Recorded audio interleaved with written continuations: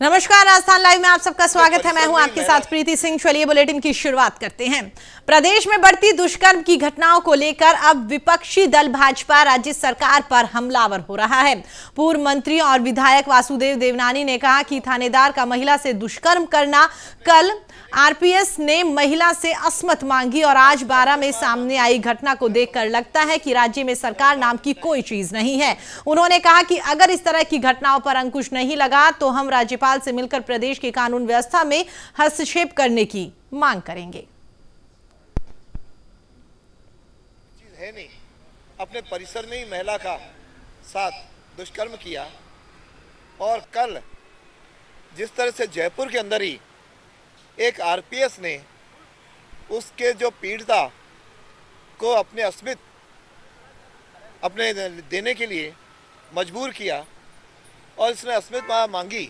मैं समझता हूँ इससे शर्मनाक घटनाएं हो नहीं सकती और ये लगातार दिनों दिन बढ़ रही हैं। कभी बारा में बढ़ रही हैं, कभी अजमेर में बढ़ रही हैं, कभी किशनगढ़ में बढ़ रही हैं, कभी धौलपुर में बढ़ रही हैं।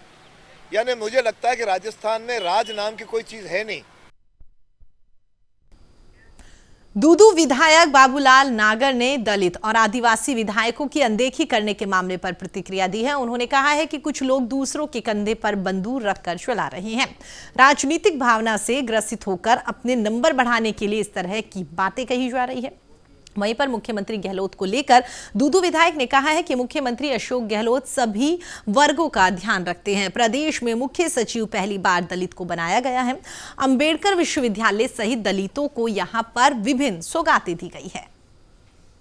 कांग्रेस को मजबूत करने के लिए काम करना पड़ता है, इसलिए ये आपसी ये केवल हो सकता है कुछ लोगों की नादानी हो, अज्ञानता हो, जो कुछ इस तरह का तुल दे रहे। मेरे समझ में ये इस तरह का तुल देने का कोई औचित्य नहीं है। मैं भी एक दलित समाज का व्यक्ति हूँ और मैंने समय तो 4 बार चुनाव लड़ा हूँ, 4 बार कांग्रेस से चुनाव, 4 बार जीता हूँ कांग्रेस से जिला परिषद और 3 बार एमएलए। इस बार कांग्रेस ने किसी भी अपनी मजबूरी, परिस्थिति या कोई भी राजनीतिक कारण हो सकता है, मुझे टिकट नहीं दिया। लेकिन मैंने क्या कहा जब काउंटिंग शुरू होने से पहले कि मैं राजस्थान में कांग्रेस का राज बनाऊंगा। हमारा भला केवल कांग्रेस पार्टी कर सकती है। बीजेपी विधायक गोपी चंद मीणा ने आदिवासी समाज के धर्म को लेकर विवाद पर अपनी प्रतिक्रिया दी। इस दौरान उन्होंने कहा कि पूरे देश के मीणा और आदिवासी हिंदू धर्म को मानते हैं। वहीं पर कांग्रेस मीणा और आदिवासी भाइयों को धर्म के नाम पर बांटने का काम कर रही है। कांग्रेस विधायकों द्वारा धर्म के नाम पर भ्रम फैलाया जा रहा है। उन्होंने आदिवासी समाज को भगवान श्री राम के सिद्धांतों पर चलने वाला समाज बताया। पार्टी अपने राजनीतिक स्वार्थ के लिए बांटना चाहती है, जबकि हमारे सब पूरे प्रदेश में मीणा समाज और आदिवासी भाई हिंदू संस्कृति के मानते हैं। 33 करोड़ देवी देवताओं को मानने वाली हमारी परंपरा रही है, मानते रहेंगे, मानते हैं। भगवान श्री राम के आदर्श पे चलने वाले समाज है।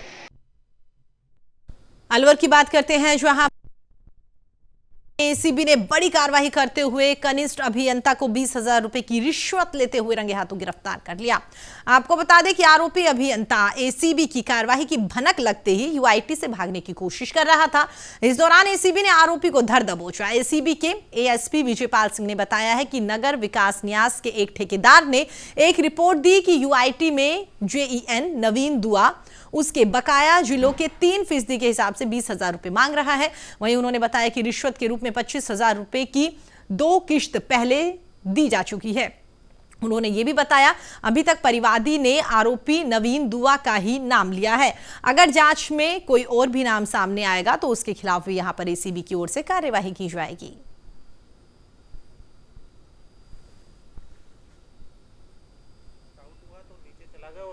दीवार पीछे वाली दीवार कूद करके वो भागने की कोशिश में था। फिर हमारी टीम के सदस्यों ने जाकर उसको डिटेन कर लिया। सर यूआईटी में भी छोटा मोहरा है और बड़े मोहरे कब तक, मतलब कब तक? देखिए, जो भी हम इसकी पूरी जांच करेंगे और जो भी इसमें सामने आएगा, इस तरह के मामले जो भी सामने आएंगे वो निश्चित रूप से एसीबी अपनी आप भी टीम ले लो सर, आराम से आना चाहें सर। 1 मिनट भैया, विजुअल बना ले।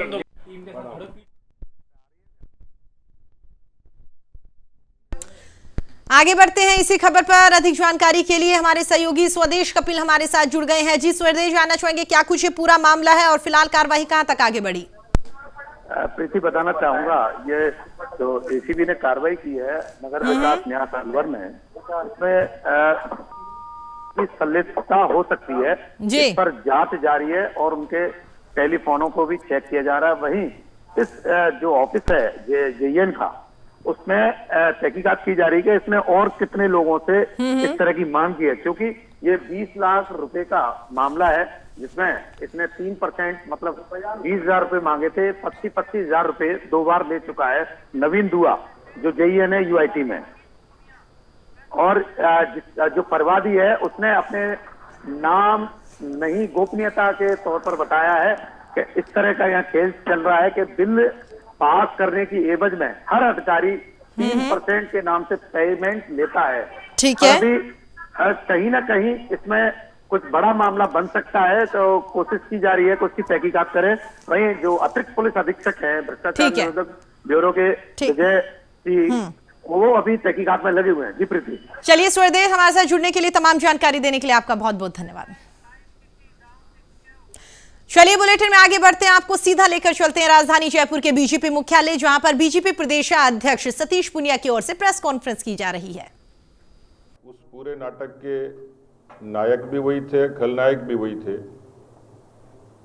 लेकिन समय परिस्थिति उनके हिसाब से सब चीजें बदलती रही और अभी इस 15वें विधानसभा के 5वें सत्र के दौरान एक प्रश्न पूछा गया गोपनीयता से संबंधित, फोन टैपिंग से संबंधित। आमतौर पर जो प्रश्न पूछे जाते हैं लगभग पारंपरिक रूप से 1 महीने के भीतर उसके जवाब आ जाते हैं। ये प्रश्न अगस्त में पूछा गया और अब उसका जवाब आया। प्रश्न ये था कि क्या कोई फोन टैपिंग हुई है, और उस समय जब इस बात का चर्चा हुई तो सक्षम अधिकारियों ने भी, मुख्य सचिव स्तर के अधिकारी ने, उनके निचले श्रेणी के अधिकारी ने इस बात का स्पष्ट मनाही की। और तो और मुख्यमंत्री महोदय ने खुद ने सदन में इस बात से सिरे से इनकार किया कि राजस्थान में ऐसी कोई परंपरा रही नहीं है। सदन में कही गई बात, अधिकारियों के द्वारा कही गई बात, और अनेक बार चर्चा हुई और अनेक प्रसंगों में साबित हुआ कि कहीं न कहीं फोन की टैपिंग जरूर हुई है। और उस दौरान भी जब इस तरीके के टैपिंग के मसले आए तब भी हमने कई बार पूछा कि इसका सोर्स क्या है, पर सरकार हमेशा मना करती रही। खैर, परिस्थिति के कारण वो सारी चीजें दाखिल दफ्तर हो गई, लेकिन अभी माननीय विधायक महोदय के उस प्रश्न के जवाब में जो सरकार ने कहा, तो उसमें स्वीकार किया इस बात के लिए कि क्या यह सही है कि विगत दिवसों में फोन टेप किए जाने के प्रकरण सामने आए हैं? यदि हाँ, तो किस कानून के अंतर्गत एवं किसके आदेश पर? उसका जवाब है, लोक सुरक्षा या लोक व्यवस्था के हित में या किसी ऐसे अपराध को प्रोत्साहित होने से रोकने के लिए जिससे लोक सुरक्षा या लोक व्यवस्था को खतरा हो, टेलीफोन अंतरावरोध भारतीय तार अधिनियम की धारा 1885 की धारा 5(2), भारतीय तार अधिनियम संशोधित नियम 2007 के नियम 419A और आईटी एक्ट की धारा आईटी एक्ट अधिनियम 2000 की धारा 69 में वर्णित प्रावधान के अनुसार सक्षम अधिकारी की स्वीकृति के उपरांत ही किया जाता है। उसका दूसरा जवाब है, राजस्थान पुलिस द्वारा उपरोक्त प्रावधानों के अंतर्गत टेलीफोन अंतरावरोध सक्षम अधिकारी की अनुमति प्राप्त होने के उपरांत ही किए गए हैं। ये स्वीकारोक्ति है राजस्थान पुलिस की, जो विधानसभा के प्रश्न के जवाब में उत्तर आया है। ये इस तरीके की खबरें अनेक मीडिया के माध्यमों में पहले भी आई हैं, उस दौरान भी छपी थी, लेकिन कोई प्रमाणिक रूप से इसका सोर्स जवाब नहीं था। उस समय पूर्व मुख्य सचिव ने भी कहा था कि फ़ोन टैपिंग जानकारी में कोई प्रकरण नहीं है। मुख्यमंत्री जी ने कहा, तो मेरा ये कहना है कि सरकार स्पष्ट करे कि जनवरी 1, 2020 से अगस्त 20 तक कितने फ़ोन टैप किए गए। सरकार इनकार करती रही, लेकिन अब मान रहे हैं, तो उसकी जानकारी मिलेगी तो मुझे लगता है कि सारी चीज़ें स्पष्ट हो जाएंगी। ये सामान्य मसला नहीं है। राजस्थान में इस तरीके की खुद स्वीकार कर चुके हैं मुख्यमंत्री जी की परंपरा नहीं है। तो ये परंपरा तोड़ी किसने और परंपरा तोड़ने की वजह क्या थी, और ये वजह यदि जायज़ है तो मुख्यमंत्री जी खुद इसके दोषी हैं। और हम पहले भी कह चुके थे कि जब ये टेलीफोन टैपिंग की जानकारी आई थी और मीडिया के दौरान इसकी चर्चा हुई, तो उस समय कांग्रेस पार्टी के ही विधायकों ने कहा था कि इसकी NIA से जांच करवाई जाए। अब मेरा सीधा सीधा सरकार से एक आग्रह है कि जब इतना संगीन मामला हो गया कि सदन में भी झूठ बोला गया, तथ्यों के साथ भी इस तरीके से भ्रांति फैलाई गई, तो इसको स्पष्ट तौर पर मुख्यमंत्री जी इसके दोषी हैं, जो गृह मंत्री भी हैं। अलबत्ता ये शक शुबा पैदा होता है कि राजस्थान में 2.25 साल से राजस्थान में दूसरा गृह मंत्री क्यों नहीं है। आमतौर पर अभी तक की सरकारों में अल्पकालिक तौर पर बेशक, लेकिन पूरे तौर पर गृह मंत्री काम करते रहे हैं। तो कहीं न कहीं ऐसा लगता है कि मुख्यमंत्री जी की नीयत में कहीं न कहीं खोट है, वो इनसिक्योर हैं। लेकिन इनसिक्योर होते हुए वो सदन के समक्ष गुमराह करें, वो झूठ बोलें, तो मुझे लगता है कि नैतिकता तो यही कहती है कि उनको तत्काल अपने पद से इस्तीफा देना चाहिए और इसकी CBI से ठीक तरीके से जांच हो, ताकि दूध का दूध और पानी का पानी हो जाए। कम से कम जिस परंपरा की नहीं होने की राजस्थान में बात कहते हैं, वो परंपराएं राजस्थान में बची और बनी रहें। दूसरा मुझे पीड़ा है जो भी सीधे सीधे मुख्यमंत्री जी से ताल्लुक रखती हैं चीज़ें। आप सब लोगों के संज्ञान में पिछले दिनों आपके हाथों से ही, आपकी कलम से ही बहुत सारी चीज़ें रंगी जाती हैं, लेकिन राजस्थान की धरती बेटियों के खून से भी रंगी जा रही है। और ये पहली बार हुआ है राजस्थान के इतिहास में इस तरीके का शर्मनाक और दुर्भाग्यपूर्ण इस तरीके के अपराधों की फहरिस्त न पहले कभी थी और न कभी देखी और न सुनी। मुख्यमंत्री जी जिस तरीके से सफाई देते हैं वो भी दुर्भाग्यपूर्ण है। राजस्थान की धरती में 6,14,000 मुकदमे दर्ज होना ये पहली बार हुआ है राजस्थान की धरती पर। इसको पीसफुल स्टेट कहते थे, शांतिपूर्ण प्रदेश कहते थे। लोग यहाँ रिहाइश के लिए आते थे, व्यापार के लिए आते थे, नौकरी के लिए आते थे। लेकिन जिस तरीके से घटना एक के बाद एक हुई, और ताज्जुब की बात है, आमतौर पर जनता सोती है बेखौफ होके और राजा जागता है जनता की सुरक्षा के लिए। लेकिन ये दुर्भाग्यपूर्ण है कि राजा सो रहा है और जनता खौफ में जी रही है, सो नहीं पा रही है। और कल जो घटनाएं हुई केवल एक दिन की, रात को 10 बजे से 1 बजे के बीच सीक्वेंस में 5 घटनाएं हुई, यानी जनता सो नहीं सकती। जिस तरीके से बेटियों पर जुल्म हुए हैं, ये जो 6,14,000 मुकदमे मैंने बताया आपको, उसमें अब तक 80,000 मुकदमे 80,000 केवल कांग्रेस पार्टी के इस रिजीम में इन 2.25 साल में हुए। और गैंगरेप और इससे रिलेटेड मुकदमे 12,000 मुकदमे, ये भी पहली बार हुआ है। मुझे लगता है कि ये पर्याप्त है कि सरकार में नैतिकता बची हो, मुख्यमंत्री में थोड़ी बहुत शर्म बची हो, क्योंकि बाकी उपाय तो वो कर नहीं पा रहे हैं, सिर्फ लीपापोती करते हैं। लेकिन अब ये जायज़ सी बात है, उनकी पार्टी के भीतर किसी तरीके का अंतर्कलह, अंतर्विरोध में उस पर नहीं जाता, वो उनका आलाकमान देखे। लेकिन राजस्थान की जनता न्याय चाहती थी। उन्होंने अपने जन घोषणा पत्र में राजस्थान की जनता को, बहन बेटियों को जन सुरक्षा देने का वायदा किया था और पूरे तरीके से विफल हुए। और ये नैतिक आधार पर उनको मुझे लगता है ये दो प्रसंग हैं जिन प्रसंगों के आधार पर उनको अपनी कुर्सी पर बने रहने का कोई औचित्य नहीं है। धन्यवाद। जी, आपने कहा कि मुख्यमंत्री ने विधानसभा में गलत बयानी की, आप विशेषाधिकार हनन का प्रस्ताव लाएंगे? देखिए, मैं इसकी जो भी संबंधित पक्ष हैं इसकी चर्चा करूंगा, क्योंकि इस मसले पर सुबह से ही केंद्रीय नेतृत्व ने भी दिल्ली में प्रेस कॉन्फ्रेंस की है। हम लोगों को भी कुछ निर्देश दिए हैं।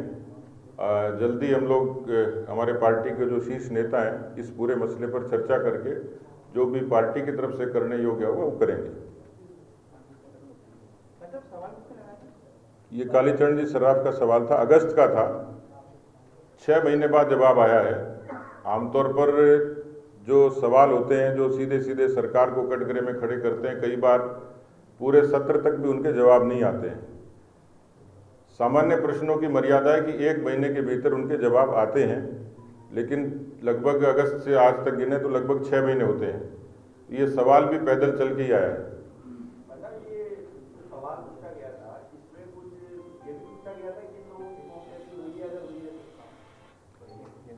नहीं, ये स्पेसिफिक नहीं था, लेकिन क्योंकि मसला उसी समय का था, उस समय इस चीज़ की जानकारी हुई थी और हमारे कोई भी लगा सकता था, लेकिन हमारे सदस्य ने सवाल लगाया था। जब सामान्य परिस्थितियों में टैपिंग होती नहीं और होती होगी तो किसी को पता नहीं होता होगा, लेकिन उस समय स्पेसिफिक इसकी चर्चा हुई थी और ये पूरे देश और दुनिया को पता था। साहब, आपको क्या लगता है जो फोन टेपिंग है, आपका अगर आपकी सरकार आती है तो क्या फोन टेपिंग पूरी तरह बंद करेंगे? इस तरह की जो राजनेताओं की फोन टेपिंग है, क्योंकि आपके राज्य में भी इस तरह के आरोप लगते रहे। नहीं, इसमें बंद करने की जरूरत पहले से ही बंद है। ये तो उन्होंने खुद ने कहा है कि परंपरा नहीं रही है। पहली बात तो परंपरा को तोड़ा है, दूसरा कानून का उल्लंघन किया है। इसमें जांच कराएंगे क्या आगे? अगर मैं तो सीबीआई जांच की मांग कर रहा हूँ।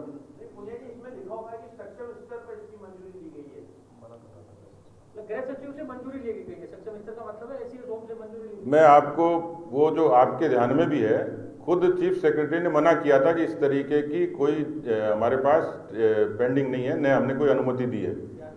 एसीएस और सीएस दोनों के कोर्ट थे उस समय। इसमें कई नेताओं के नाम सामने आए थे, जिसमें से एक बीजेपी के केंद्रीय मंत्री गजेंद्र सिंह शेखावत थे, विश्वेंद्र सिंह जो कि राजस्थान के पूर्व पर्यटन मंत्री हैं, भंवरलाल शर्मा है जो कि कांग्रेस के विधायक हैं। तो अब आप अगर कह रहे हैं कि सरकार ने टैपिंग करवाई है, तो आप मान रहे हैं कि केंद्रीय मंत्री की वार्ता थी इस तरह की, और आप मान रहे हैं कि सारी जो वार्ता है जो कांग्रेस कहती आ रही है कि ये सारा है, इनका रिकॉर्ड है, इन्होंने बातें की हैं और इस षड्यंत्र में इन्वॉल्व थे, तो आप क्या मान रहे हैं कि बातें रही और आप ये कह रहे हैं कि गलत हुई है जो टैपिंग हुई है?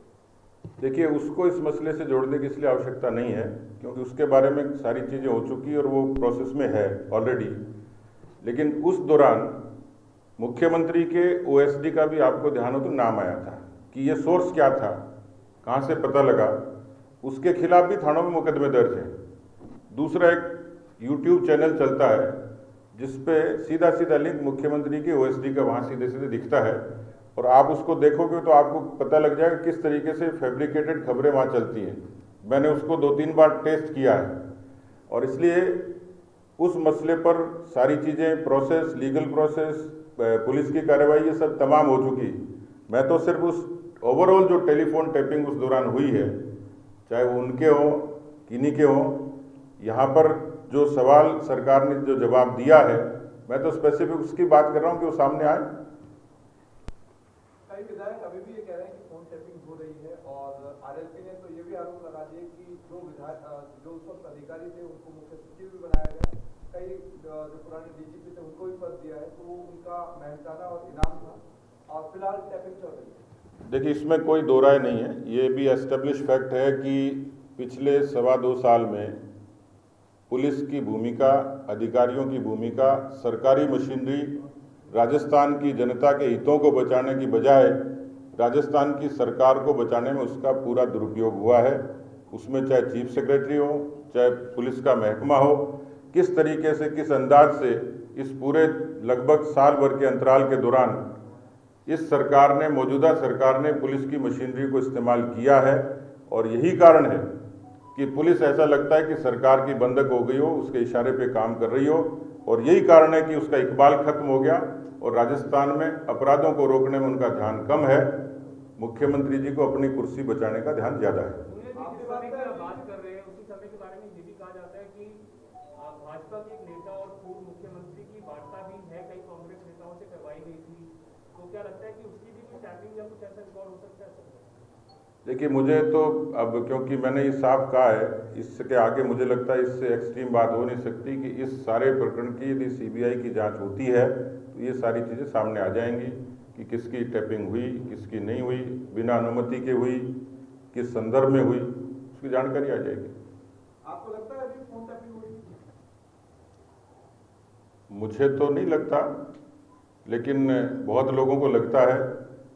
और अब फ़ोन टैपिंग का तो मुझे कैसे पता लगेगा, लेकिन सरकार के सामने प्रश्न जरूर है, क्योंकि सरकार ने एडमिट किया है।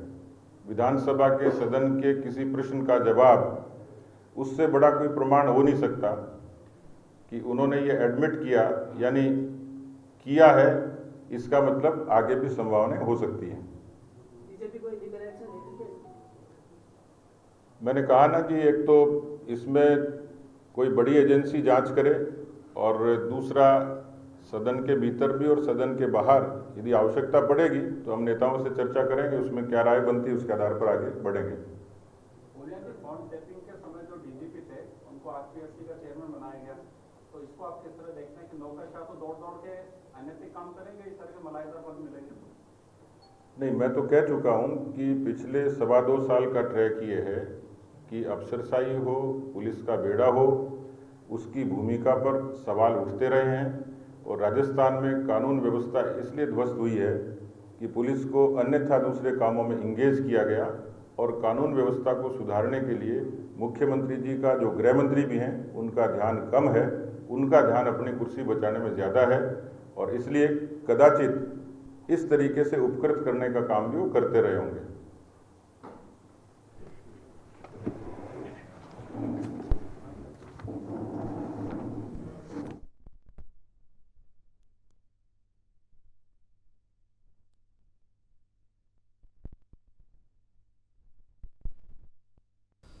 तो आपको बता दें, आप सीधी तस्वीरें देख रहे थे राजधानी जयपुर के बीजेपी मुख्यालय से, जहां पर आपने देखा किस तरीके से बीजेपी के प्रदेश अध्यक्ष सतीश पूनिया की ओर से प्रेस कॉन्फ्रेंस की गई, जहां पर उन्होंने सरकार से 6 साल पहले बीजेपी के विधायक की ओर से जो सवाल किया गया था फोन टैपिंग को लेकर, उसका जवाब आया है, उसी का उन्होंने जिक्र किया।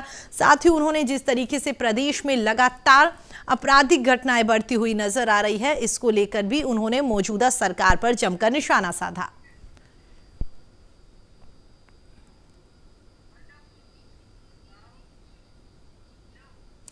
चलिए, फिलहाल राजस्थान लाइव में इतना ही। देश और दुनिया की तमाम खबरों की अपडेट्स के लिए आप देखते रहिए न्यूज़ इंडिया। नमस्कार।